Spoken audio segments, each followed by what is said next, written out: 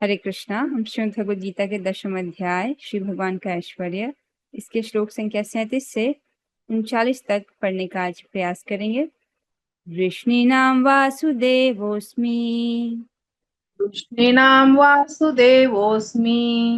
पाण्डवानां धनञ्जयः पाण्डवानां धनञ्जयः।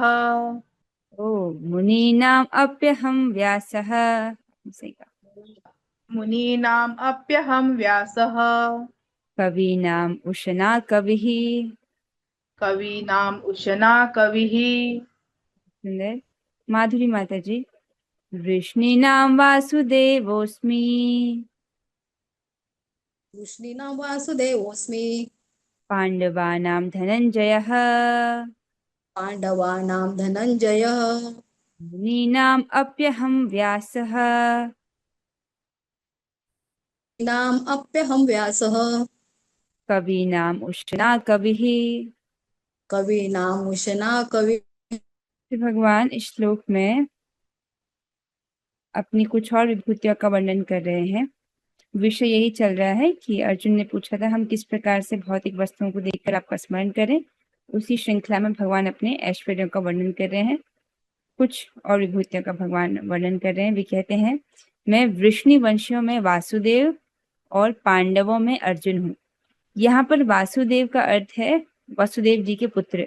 तो वसुदेव जी के पुत्र बलराम जी भी हैं और भगवान श्री कृष्ण भी हैं। तो यहाँ पर वासुदेव का अर्थ प्रपात तात्पर्य में बता रहे हैं कि बलराम जी हैं। तो वृष्णियों में वासुदेव अर्थात वृष्णियों में वे बलराम जी हैं और पांडवों में अर्जुन हूँ। मैं समस्त मुनियों में व्यासदेव तथा महान विचारकों में उष्णा हूँ। उष्णा कौन है? आचार्य शुक्राचार्य, जो कि असुरों के कुलगुरु हैं। तो उष्णा अर्थात शुक्राचार्य। वृष्णि नाम वासुदेव अस्मि। वृष्णियों में मैं वासुदेव हूँ। वासुदेव कौन? बलराम जी। पांडवों में धनंजय। पांडवानाम धनंजय। पांडवों में मैं अर्जुन हूँ। तो यहाँ पर आप नोट में समझेंगे अर्जुन भी भगवान की विभूति हैं। जो नर नारायण का अवतार है, जिसमें नारायण तो भगवान है और नर उसमें कौन है? अर्जुन जी। तो नर नारायण का जब अवतार लेते हैं भगवान, तो अर्जुन जी भी उन भगवान के साथ नर के रूप में अवतार लेते हैं। तो पांडवा नाम धनंजय, भगवान पांडवों में अर्जुन है। मुनि नाम अपि मुनियों में अहम व्यास, मैं व्यासदेव हूँ। और कवि नाम, कवियों में उष्णा कवि, शुक्राचार्य नामक कवि हूँ। तो स्पष्ट है। विष्णु नाम वासुदेवोस्मि। विष्णुओं में मैं वासुदेव हूँ। पांडवा नाम धनंजय। पांडवों में मैं धनंजय, धन को जीत कर लेकर आने वाले, वो कौन है? अर्जुन जी। मुनि नाम अप्यहम व्यासः। मुनियों में मैं व्यास हूँ। और कवि नाम उष्णा कवि। कवियों में मैं उष्णा अर्थात शुक्राचार्य हूँ। तात्पर्य को, प्रभुपाद जी के तात्पर्य को पढ़ने से पूर्व आज हम गीता भूषण टीका पढ़ रहे हैं। उसके बाद प्रभुपाद जी के तात्पर्य पर चलेंगे। ये परम पूज्य श्री बलदेव विद्याभूषण जी की टीका को हम पढ़ रहे हैं, जिसमें आचार्य बलदेव विद्याभूषण जी बता रहे हैं कि वृष्णियों में मैं वासुदेव का पुत्र संकर्षण या बलराम हूँ। स्पष्ट है, कृष्ण नहीं बोल रहे, बलराम जी की बात हो रही है। यहाँ वासुदेव का अर्थ कृष्ण नहीं है। क्यों नहीं है कृष्ण? क्योंकि भगवान के स्वरूप को उनकी विभूति कहना ठीक नहीं होगा। क्योंकि भगवान श्री कृष्ण तो स्वयं ही भगवान श्री कृष्ण है। तो भगवान अपने आप को ये थोड़ी कहेंगे कि मैं अपनी ही विभूति हूँ, उनकी शक्ति तो नहीं कहेंगे। तो क्योंकि भगवान जो है अपने आप को अपनी विभूति कहना ठीक नहीं होगा, इसलिए अर्थ क्या लिया गया है कि यहाँ पर बलराम जी को वासुदेव बोला गया है। अच्छा, लेकिन पहले के श्लोकों में तो भगवान ने वामन भगवान को, कपिल भगवान को, जो कि भगवान के अवतार ही हैं, उनको अपनी विभूति कहा है, अपने अवतार को तो बोला है। तो उस संबंध में आचार्य बता रहे हैं, यद्यपि वामन और कपिल या अन्य जिनका वर्णन इस अध्याय में पहले हुआ था, साक्षात भगवान है। ठीक है, वामन भी भगवान के अवतार हैं, कपिल देव भी भगवान के अवतार हैं, तो ये साक्षात भगवान ही है। और इस कारण से सृष्टि के सृजनकर्ता व संहारक हैं। फिर भी उनको विभूति कहने के द्वारा यह उद्देश्य था कि उनका ध्यान भगवान के अवतार के रूप में किया जाना चाहिए। स्पष्ट हो रहा है। यद्यपि वामन देव जो है साक्षात भगवान है, कपिल जो देव है देवहूति माता के पुत्र, वो भी साक्षात भगवान है, लेकिन उनको विभूति कहा था ताकि हम उनको भगवान के अवतार के रूप में स्मरण करें, भगवान के अवतार के रूप में उनका ध्यान करें। यह समझना चाहिए कि यद्यपि भगवान के विस्तार भगवान से अभिन्न हैं, परंतु वे अपनी सारी शक्ति या गुण उस विशेष स्वरूप में प्रकट नहीं करते। ये बहुत सुंदर पॉइंट है। देखिए, भगवान अपने विभिन्न विस्तार करते हैं और हर विस्तार का कुछ प्रयोजन होता है। जब वो विभिन्न विस्तार करते हैं तो हर विस्तार में भगवान की सारी शक्तियां होती हैं, लेकिन वो उसका प्रदर्शन नहीं करते हैं। जैसे कि अगर हम भगवान विष्णु और भगवान कृष्ण को देखें तो वो समान रूप से शक्तिशाली हैं, लेकिन भगवान विष्णु मुरली नहीं बजाते हैं। तो वो यद्यपि जानते हैं इस कला को भी, लेकिन वो विष्णु अवतार, जब वो विष्णु स्वरूप में होते हैं तब वो मुरली नहीं बजाते हैं, भगवान कृष्ण मुरली बजाते हैं। तो उसी प्रकार से नरसिंह भगवान का जब भगवान अवतार लेते हैं तो नरसिंह भगवान के पास भी सारी शक्तियां, सारे ऐश्वर्य हैं, लेकिन वो सब प्रकाशित नहीं करते हैं।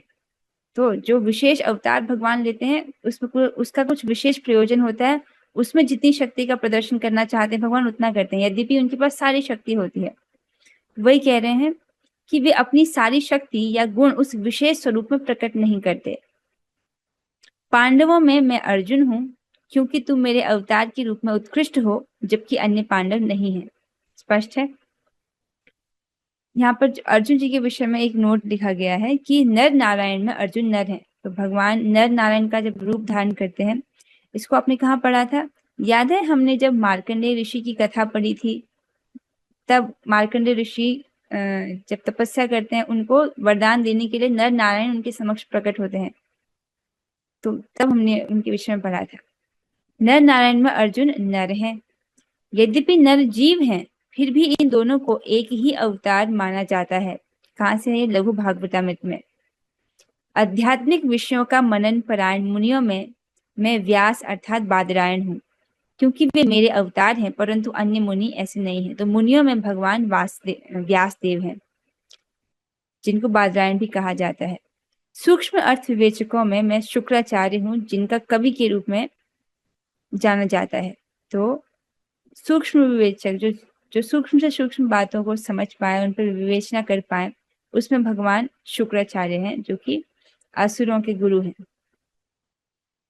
अब हम तात्पर्य की ओर चलेंगे। आशा है कि पहले वाली टीका से आपको स्पष्ट हुआ होगा कि भगवान जो है वो यहाँ पर वासुदेव का अर्थ भगवान कृष्ण की बात नहीं हो रही है, बलराम जी की बात हो रही है। इस बात को समझने के लिए ये टीका यहाँ पर रखी गई थी।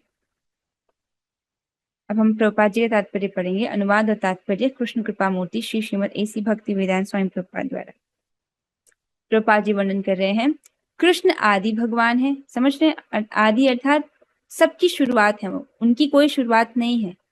बाकी जितने भी विस्तार हैं, जितने भी अवतार हैं, वो भगवान से आए हैं, मतलब भगवान कृष्ण से आए। लेकिन भगवान कृष्ण किसी से नहीं आए, वो हमेशा से थे। तो इसलिए बोल रहे हैं कृष्ण आदि भगवान है, वो सबकी शुरुआत है। और बलदेव कृष्ण के निकटतम अंश विस्तार हैं। तो भगवान श्री कृष्ण के ही विस्तार हैं बलदेव जी, वो भी भगवान ही हैं। अंतर क्या है? बलदेव जी के रूप में वो अपने आप को भगवान का सेवक करके समझते हैं, सेवक भगवान, और भगवान कृष्ण के रूप में तो वो भगवान है ही, उपास्य भगवान। कृष्ण तथा बलदेव दोनों ही वासुदेव के पुत्र रूप में उत्पन्न हुए, अतः दोनों को वासुदेव कहा जाता है। स्पष्ट है? क्योंकि भगवान श्री कृष्ण और भगवान बलराम जी दोनों ही वासुदेव जी के पुत्र हैं, तो दोनों को ही वासुदेव कहा जाता है।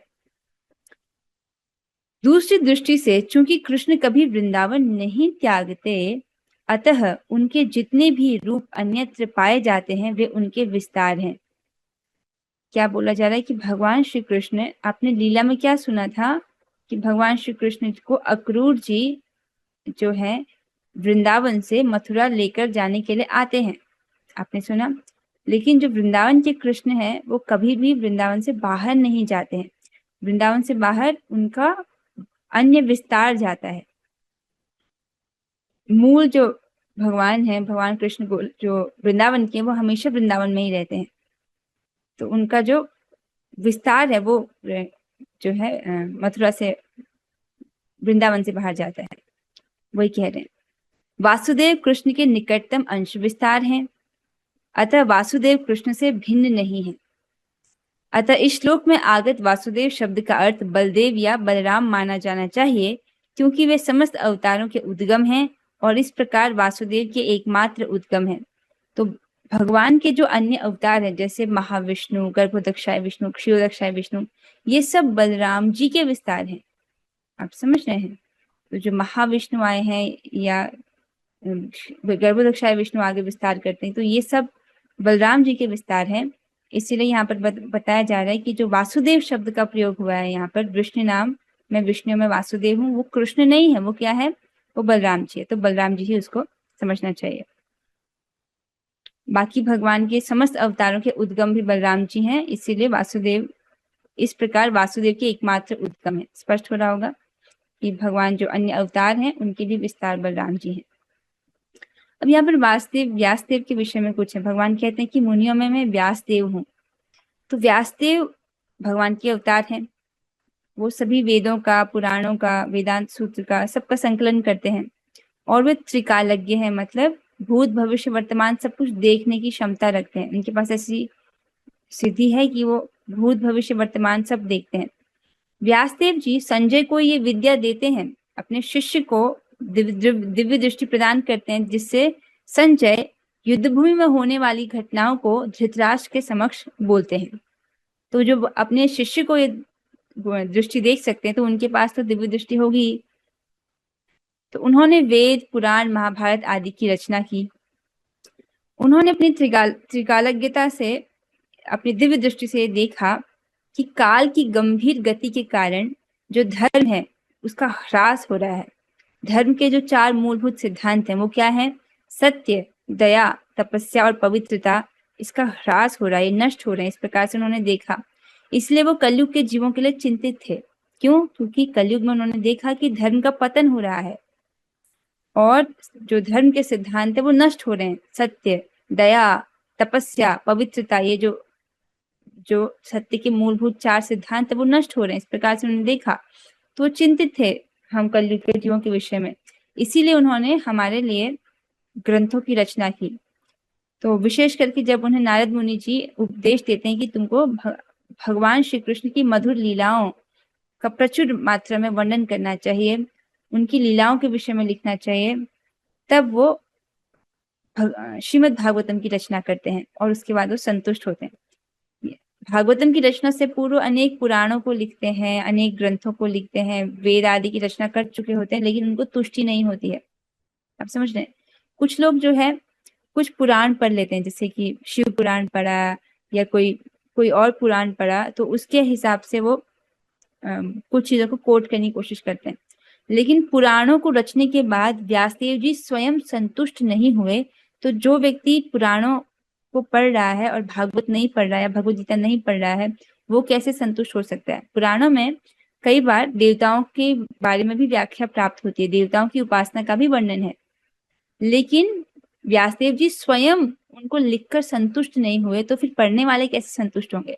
व्यासदेव जी क्या लिखकर संतुष्ट हुए? जब उन्होंने श्रीमद् भागवतम की रचना की, इसको लिखने के बाद वो तृप्त हो गए। अर्थात जो लोग भागवत पढ़ रहे हैं वो सबसे मीठा फल का आस्वादन कर रहे हैं, और जो भागवत के शब्द विषय हैं वही विषय भगवद गीता के भी हैं। भगवद गीता के विषय हैं 5: ईश्वर, जीव, प्रकृति, काल और कर्म। यही विषय भागवत में भी हैं। भागवत में 5 और विषय का वर्णन विस्तार से हमको प्राप्त होता है। आइए आगे बढ़ेंगे।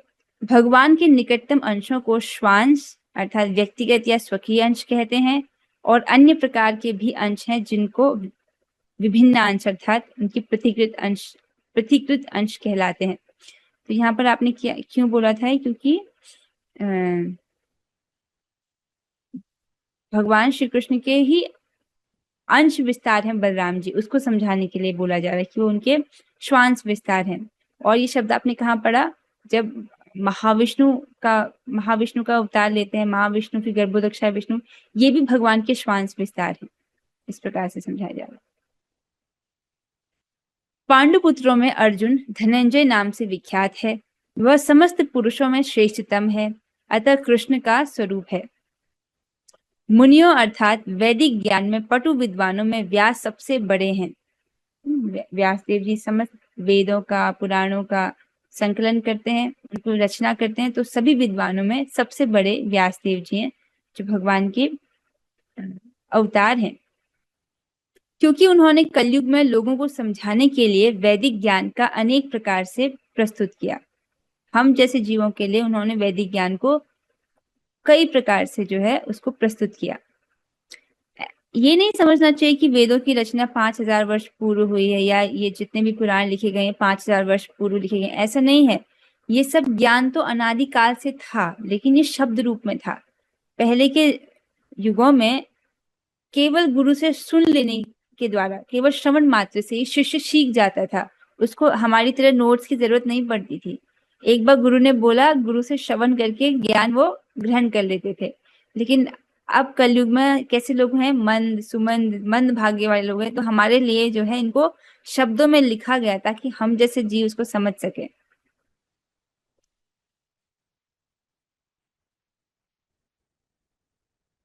और व्यास को कृष्ण के एक अवतार भी माने जाते हैं, तो व्यास देव जी भगवान के अवतार हैं, अतः वे कृष्ण स्वरूप हैं। कविगण किसी विषय पर गंभीरता से विचार करने में समर्थ होते हैं। कवियों में उष्णा अर्थात शुक्राचार्य असुरों के गुरु थे। वे अत्यधिक बुद्धिमान तथा दूरदर्शी राजनेता थे। इस प्रकार शुक्राचार्य कृष्ण के ऐश्वर्य के दूसरे स्वरूप हैं। स्पष्ट है कि जो शुक्राचार्य जी है वो अत्यंत बुद्धिमान है और दूरदर्शी राजनेता है, और वो भगवान के ऐश्वर्य हैं। अगले श्लोक की ओर बढ़ेंगे, आशा स्पष्ट होगा। श्लोक संख्या 38। पहले श्लोक की आवृत्ति करेंगे। दंडो दमयतामस्मि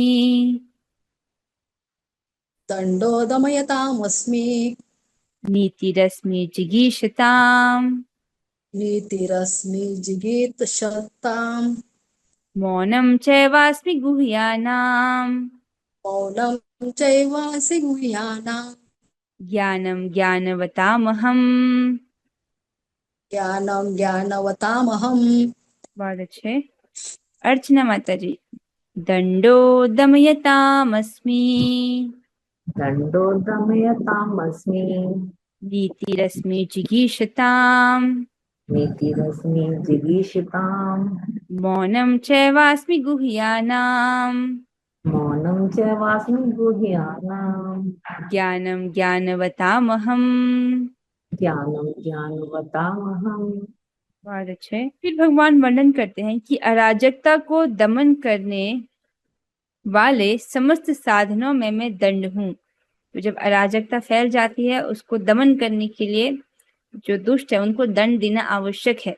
तो इस प्रकार का दंड जिससे वो व्यक्ति सुधर सके, ऐसा कोई भी फालतू वाला दंड नहीं, जिस दंड के द्वारा जो दुष्ट है वो सुधर सके, ऐसा दंड भी भगवान का ही स्वरूप है। और जो विजय के आकांक्षी हैं उनकी मैं नीति हूँ। जिनको विजय की इच्छा है, विजय प्राप्त करने के लिए वो कुछ नीति, कुछ सदाचार का पालन करते हैं, तो वो नीति भगवान का ही स्वरूप है। रहस्यों में मैं मौन हूँ। ये बहुत अच्छा है कि समस्त रहस्यों में भगवान मौन है, और बुद्धिमानों में ज्ञान हूँ। अहम दम्यताम दंड अस्मि, मैं दमन कार्यों में दंड हूँ। जीतने की जिगीषताम अर्थात जीतने की अभिलाषा करने वालों में नीति अस्मि, में नीति हूँ, अर्थात जिस नीति का वो उपयोग करते हैं जीतने के लिए, वो नीति मैं हूँ। गुहानाम अर्थात गुह्य रखने वालों में मौनम अस्मि, जो रहस्य हैं उन सभी रहस्यों में या गुप्त रखने वाली बातों में भगवान मौन है। और ज्ञानवताम ज्ञानम, और ज्ञानियों में मैं ज्ञान हूँ। दंडो दमयताम अस्मि, मैं दमन करने के समस्त साधनों में मैं दंड हूँ। कैसा दंड? जिससे व्यक्ति सुधर सके। नीति रश्मि जिगीषताम, और विजय की जो आकांक्षा करने वाले हैं उनकी मैं नीति हूँ। मौनम चैवास्मि गुह्या नाम, समस्त गुह्य या गोपनीय रहस्यों में मैं मौन हूँ। मौन समझते होंगे आप। ज्ञानम ज्ञानवतामहम, और मैं ज्ञानियों का अर्थात बुद्धिमानों का मैं ज्ञान हूँ। तात्पर्य को पढ़ेंगे। वैसे तो दमन के अनेक साधन हैं, किंतु इनमें सबसे महत्वपूर्ण है दुष्टों का नाश। जब दुष्टों को दंडित किया जाता है तो दंड देने वाला कृष्ण स्वरूप होता है।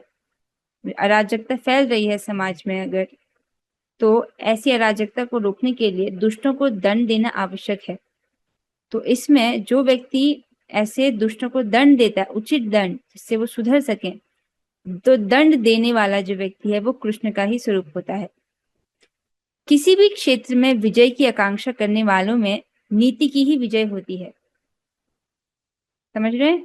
कोई कुछ विजय की आकांक्षा करता है, उसको विजय प्राप्त करने के लिए किसी नीति का उपयोग करना पड़ता है, तो वो जो नीति है वो भगवान का स्वरूप है। अब मौन की व्याख्या कर रहे हैं प्रभुपाद जी। सुनने, सोचने तथा ध्यान करने की गोपनीय क्रियाओं में मौन ही सबसे महत्वपूर्ण है। आपने नोटिस किया है, जब आप श्रवण करते हैं तब आप मौन होते हैं। आपसे 1 घंटा अगर क्लास में बोल दिया जाए, अगर 1 घंटा आपको चुपचाप रहने के लिए बोला जाए और क्लास नहीं है, बस आपको 1 घंटे के लिए चुप रहना है, तो थोड़ा मुश्किल हो सकता है। लेकिन क्लास है, आपको 1 घंटा कथा श्रवण करनी है, तब मौन अपने आप हो जाता है। ये है कि नहीं? जब हम कथा श्रवण करते हैं तो मौन अपने आप हो जाता है।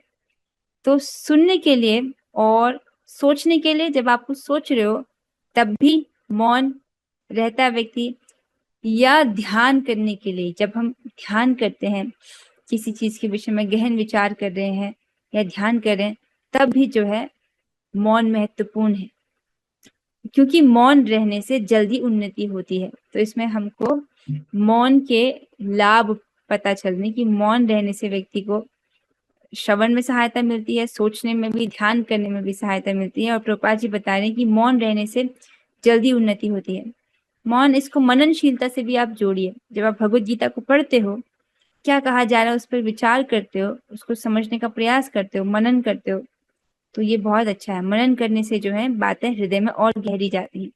तो आशा यही है कि जो भी आप क्लास में पढ़ते हो उस पर मनन अवश्य करें कि आज हमने क्या सीखा, आज मैंने क्या नया सीखा, और उसको मैं अपने जीवन में कैसे उतार सकती हूँ। इस प्रकार से सोचने का प्रयास करें। ज्ञानी वह व्यक्ति है जो पदार्थ तथा आत्मा में भगवान की परा तथा अपरा शक्तियों में भेद कर सके। ठीक है, अभी अपन अनुभव में तो इस चीज को भले ना देख पाए, लेकिन हम कम से कम थ्योरी में तो आप भगवान की परा और अपरा शक्ति को जानते हो, उसमें भेद समझते हो, है कि नहीं? ऐसा ज्ञान साक्षात कृष्ण है। यहाँ पर देखिए, एक चींटी है, आपको सबको चित्र में एक चींटी दिखाई दे रही है। मान लिया चाहिए नदी बहुत विशाल है, चींटी के लिए तो विशाल ही है, तो चींटी के लिए नदी पार करना असंभव वाली बात हो गई है, क्योंकि नदी बहुत विशाल है। लेकिन अगर वहां पर एक पुल बना दिया जाए, यदि कुछ महान लोग एक ब्रिज बना लेते हैं जिसके द्वारा वो नदी पार कर रहे हैं, तो एक चींटी भी उस ब्रिज पर चलकर उस नदी को पार कर सकती है ना? बहुत आसानी से कर सकती है। उसी प्रकार हमारे आचार्यों ने ये भक्ति योग का जो पथ है वो प्रदर्शित किया है। भक्ति योग का पथ पहले से बना दिया गया है, हमको बस उनके पद चिन्हों पर चलना है। तो जिस प्रकार ये चींटी थी, उसी प्रकार हम जैसे अयोग्य लोग भी, जो कि कलयुग के जीव हैं, मंद सुमंद भाग्य से युक्त वाले व्यक्ति हैं, वो भी इस भवसागर को तर सकते हैं। किस प्रकार? अगर हम अपने आचार्यों के द्वारा जो भक्ति का पथ प्रदर्शित किया है उसको फॉलो करें। ठीक है, उनके पद चिन्ह पर चले। बहुत सुंदर उदाहरण है ये, क्योंकि इसको समझाते हैं, प्रभुपाद जी समझाते हैं कि तुमने करोड़ों जन्म माया को दिए हैं, तो एक जीवन तो कृष्ण को देना चाहिए।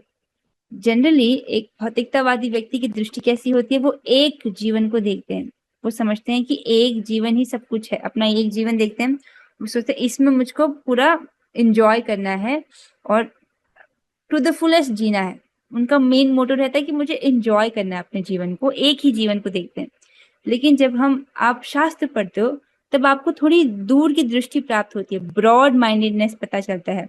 स्पेशली जब हमने ब्रह्मा जी के दिन का वर्णन सुना था, ब्रह्मा जी का एक दिन कितना बड़ा होता है हमने सुना ना, तब हमने एक ऐसा नंबर देखा जो हमने पहले कभी कैलकुलेट नहीं किया था, एक बहुत बड़ा नंबर।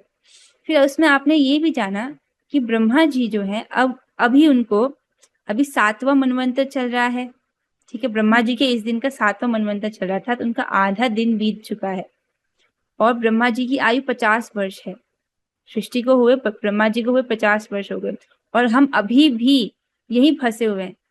तो उससे हम ये अंदाजा लगाते हैं कि इसका मतलब करोड़ों करोड़ों करोड़ों साल से हम यही फंसे हुए हैं। इसका मतलब हमने करोड़ों करोड़ों बार मृत्यु को देख लिया है, करोड़ों करोड़ों बार हमने कष्टों को झेल लिया है, और अगर अभी भी हम सीरियस होकर साधना नहीं करते हैं तो फिर से ये जन्म मृत्यु का चक्र निश्चित है। तो व्यक्ति इस प्रकार से देखता है कि अपने एक जन्म को नहीं देखता, वो एक लंबा नंबर देखता है। बहुत लंबे समय से हम यहाँ पर फंसे हैं जिसमें हमने करोड़ों जन्म माया को दिए हैं। तो प्रभुपाद जी समझाते कि करोड़ों जन्म तुमने माया को दिए, कम से कम एक जन्म तो कृष्ण को देना चाहिए, है कि नहीं। प्रमाण क्या है कि हमने माया को दिए थे पुराने जन्म, क्योंकि हम आज भी यहीं इसी भौतिक जगत में हैं। इसलिए बुद्धिमान व्यक्ति अपने समय का सही जगह इन्वेस्ट करता है, अर्थात भगवान की भक्ति में अपने आप को लगाता है। आइए अब अगले श्लोक की ओर बढ़ेंगे। हमारे पास समय है, हाँ हम इसको पढ़ सकते हैं। श्लोक की कुछ आवृत्ति करेंगे, जो गाना चाह रहे हैं वे हाथ खड़ा कर सकते हैं। अर्चना माता जी आपसे शुरू करेंगे। यच्चापि सर्वभूतानां यच्चापि सर्वभूतानां बीजं तदहम् अर्जुन बीजं तदहम् अर्जुन न तदस्ति विना यत्स्यान् न तदस्ति विना यत्स्यान् मया भूतं चराचरम्। भूतं चराचरम्। बहुत अच्छे। माधुरी माता जी। यच्चापि सर्वभूतानां यच्चापि सर्वभूतानां बीजं तदहम् अर्जुन बीजं तदहमर्जुनं बीजं तदहम् अर्जुन बीजं तदहमर्जुनं न तदस्ति विना यत्स्यान् तदस्ति न यस्य मया भूतं चराचरम्। मया भूतं चराचरम्। रेणुका माता जी आप गाएं। यच्चापि सर्वभूतानां यच्चापि सर्वभूतानां बीजं तदहम् अर्जुन इदं तदहम् अर्जुन न तदस्ति विना यत्स्यान् न तदस्ति विना यत्स्यान् मया भूतं चराचरम्। मया भूतं चराचरम्। बहुत अच्छे। आदि गोपी माता जी। यच्चापि सर्वभूतानां यच्चापि सर्वभूतानां बीजं तदहम् अर्जुन यं तदहम् अर्जुन न तदस्ति विना यत्स्यान् तदस्ति विना सत्यान् मया भूतं चराचरम्। मया चराचरम्। हरे कृष्ण। कृष्णा। आपकी बेटी भी गा रही थी आपके साथ में, नाइस। तो भगवान क्या कहते हैं श्लोक में। यही नहीं हे अर्जुन, मैं समस्त सृष्टि का जनक बीज हूँ। ऐसा चर तथा अचर कोई भी प्राणी नहीं है जो मेरे बिना रह सके। समझना होगा, ऐसा कोई भी प्राणी नहीं है जिसका अस्तित्व भगवान के बिना हो सके। मतलब हम सभी का, हम में से प्रत्येक व्यक्ति का अस्तित्व भगवान पर ही निर्भर करता है। ये हमको बार बार सुनना चाहिए। क्यों? क्योंकि माया हमको फिर से भुला देती है। हम जिस जगत पे रहते हैं यहाँ पर जो है माया का पर्दा लगा हुआ है, जिससे हम भूल जाते हैं कि सब कुछ कृष्ण का है। फिर से समझने लगते हैं कि ये वस्तुएं मेरी हैं, ये रिश्ते नाते मेरे हैं। इस प्रकार से फिर से हम भ्रमित हो जाते हैं। तो इसलिए बारंबार सुनना चाहिए कि प्रत्येक वस्तु कृष्ण की है। चर अचर कोई भी प्राणी ऐसा नहीं है जो भगवान के बिना रह सके। अन्वय को देखेंगे। अर्जुन, हे अर्जुन, यच्च सर्वभूतानां, समस्त जीवों में बीजम मूल कारण बीज है। तत् अपि अहम अस्मि, वह भी मैं हूं। तो समस्त जीवों का जो मूल कारण है वो भी भगवान ही है। बीज जो है वो भगवान ही है। हमारा मूल मतलब समझना होगा, प्रत्येक जीव का मूल भगवान ही है, तो हमारे भी मूल भगवान ही है ऑब्वियसली। चराचरम, चर और अचर, तत्भूतम न अस्ति, चर और अचर वह वस्तु नहीं है, यत मया विना स्यात्, जो मेरे बिना हो। तो चराचर भूतम मतलब ऐसी कोई भी चराचर वस्तु में नहीं है जो भगवान के बिना रह सके, जिसका अस्तित्व भगवान के बिना हो। तो जितनी भी वस्तुएं आपको दिख रही हैं, ब्रह्मांड में जितनी भी वस्तुएं हैं या जितने भी जीव हैं, हम सभी वस्तुओं का, सभी जीवों का अस्तित्व भगवान है। यहाँ पर एक चित्र रखा गया है छोटी सी बात समझने के लिए। आपको चित्र में एक पिता दिख रहे हैं अपने पुत्र के साथ। मान लीजिए ये एक बहुत सज्जन व्यक्ति हैं, आप पिता का बहुत आदर कर रहे हैं, तो क्या आप उसके पुत्र का आदर नहीं करेंगे? पिता का आप बहुत आदर कर रहे हैं कि बहुत महान व्यक्ति हैं, बहुत सज्जन व्यक्ति हैं, तो उनके पुत्र का क्या आप अपमान करेंगे? उदाहरण समझ रहे हैं? उसी प्रकार से भगवान का तो हम आदर कर रहे हैं, तो भगवान के पुत्र कौन है?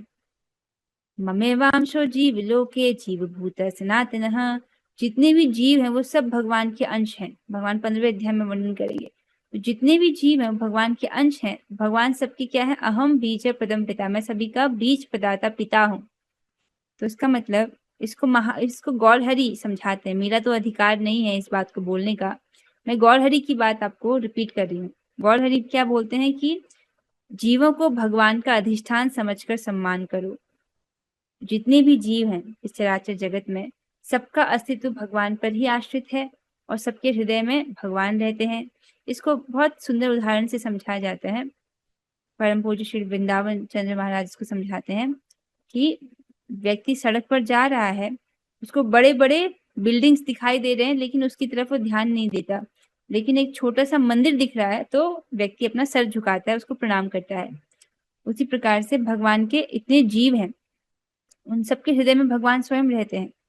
तो महाप्रभु का आदेश है कि हमको सभी जीवों को भगवान का अधिष्ठान, भगवान का स्थान समझ के, भगवान का जहाँ पर भगवान रहते हैं ये समझ करके उनका सम्मान करना चाहिए।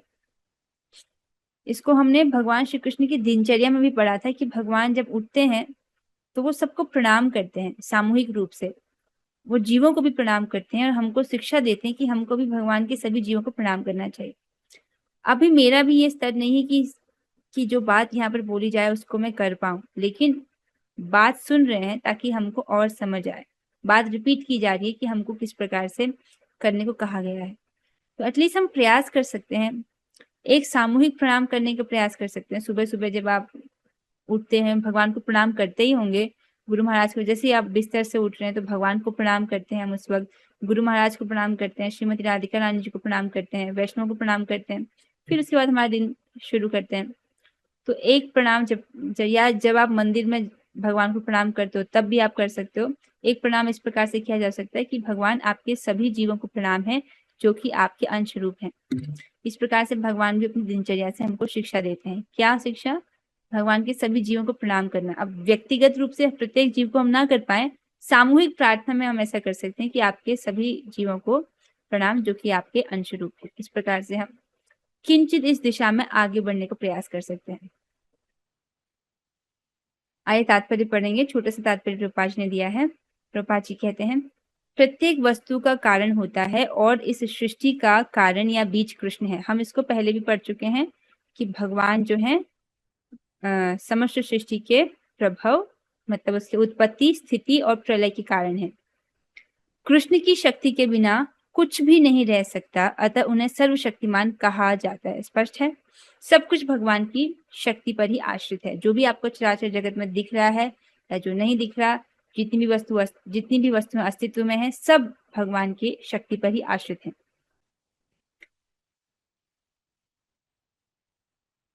जैसे हम ये अपने शरीर को भी चला पा रहे हैं, मैं बोल पा रही हूँ, हम अपने शरीर के द्वारा क्रियाएं कर रहे हैं, इसके लिए भी हम भगवान पर आश्रित हैं। कैसे? ये सब बहुत फास्ट होता है। हम जीवात्मा इच्छा करता है और हृदय में बैठे परमात्मा जो है उसकी प्राण शक्ति को क्रियान्वित करते हैं, उसके बाद व्यक्ति अपने इंद्रियों का प्रयोग कर पाता है। तो हम अपने हाथ को उठा सकते हैं, अपनी क्रिया को कर पा रहे हैं, उसके लिए भी हमको भगवान के सहयोग की आवश्यकता है। वरना किसी का लकवा पड़ जाता है तो वो अपना अंग होने के बाद भी उसको हिला नहीं पाता है। आप समझ रहे हैं? भगवान यदि प्राण शक्ति को क्रियान्वित ना करे तो हम इस शरीर का भी प्रयोग नहीं कर सकते हैं। और जब खाना खाते हैं, हमारा काम है खाना खा लेना, फिर डाइजेशन कौन कर रहा है, उसको पचा कौन रहा है, इसको बताएंगे भगवान 15वें अध्याय में कि अहम वैश्वानरो भूत्वा प्राणिनाम देहमाश्रितः प्राणापान समायुक्त पचामि अन्नम चतुर्विधम। मैं ही प्राणियों के देह में वैश्वानर अग्नि हूँ जो उनके चारों प्रकार के अन्नों को पचाता हूँ। पचाने का काम भगवान कर रहे हैं तो हम पूरी तरह से उन पर निर्भर हैं। अगर एक दिन भी डाइजेशन नहीं करें भगवान तो हमारे लिए शरीर में रहना मुश्किल हो जाएगा। तो भगवान को सर्वशक्तिमान कहा गया है। उनकी शक्ति के बिना चर तथा अचर किसी भी जीव का अस्तित्व नहीं रह सकता। वो समझना होगा हमारा अस्तित्व भी भगवान पर ही निर्भर है। जो कुछ कृष्ण की शक्ति पर आधारित नहीं है वह माया है, अर्थात वह जो नहीं है। तो कृष्ण की शक्ति पर जो आधारित नहीं है वो माया है, अर्थात जो इल्यूजन है, इस जगत में जो भ्रम है हमको हो जाता है। जैसे यहाँ पर हम बारंबार पढ़ रहे हैं ना कि सब कुछ, प्रत्येक वस्तु भगवान की है, लेकिन फिर से जब व्यक्ति भ्रमित होता है तब वो अहम और मम की बुद्धि में फंस जाता है कि मैं ये शरीर हूँ और ये सब रिश्ते नाते मेरे हैं, ये वस्तुएं मेरी हैं, फिर से इसमें फंस जाता है। लेकिन फिर क्लास में आते हैं, फिर पढ़ते हैं नहीं नहीं सब कुछ भगवान का है, मैं भगवान का सेवक हूँ, मेरे जो घर में आसपास लोग हैं ये भी भगवान के सेवक ही हैं। और फिर से हमारी आध्यात्मिक दृष्टि बनती है कि सबको भगवान के सेवक के रूप में ही देखने का प्रयास हम करते हैं। तो जो कुछ कृष्ण की शक्ति पर आधारित नहीं है वह माया है, अर्थात वह जो नहीं है। माया का अर्थ वह जो नहीं है, अर्थात इसका मतलब ये लेना होगा कि इल्यूजन, जैसे अहम और मम की बुद्धि जो होती है ये एक प्रकार से माया है। आशा स्पष्ट हुआ होगा। इसके साथ हम आज की चर्चा को यहीं पर विश्राम दे रहे हैं, समय भी हो गया है। चलो कम से कम अब अभी तो कृपा कर दी है। हर दिन मुझे एहसास होता है कि हम कितने भाग्यवान हैं कि हमको कृपा प्राप्त हुई और भक्ति करने का अवसर प्राप्त हुआ है। आइए हम 3 बार हरे कृष्ण महामंत्र करेंगे। हम लोग, आप लोग माइक ऑन कर लीजिएगा, हम सब साथ में करेंगे। हरे कृष्णा कृष्ण कृष्णा हरे हरे, हरे राम राम राम हरे हरे। हरे कृष्णा कृष्ण कृष्णा हरे हरे, हरे राम राम राम हरे हरे। हरे कृष्णा कृष्ण कृष्णा हरे हरे, हरे राम राम हरे हरे। श्रीमद् भगवद गीता की जय, प्रभुपाद की जय, रामाचार्य श्रीदास ठाकुर की जय, श्री राम वृंदावन की जय। और श्री गौरंगा हरे कृष्णा। बहुत बहुत धन्यवाद। हरे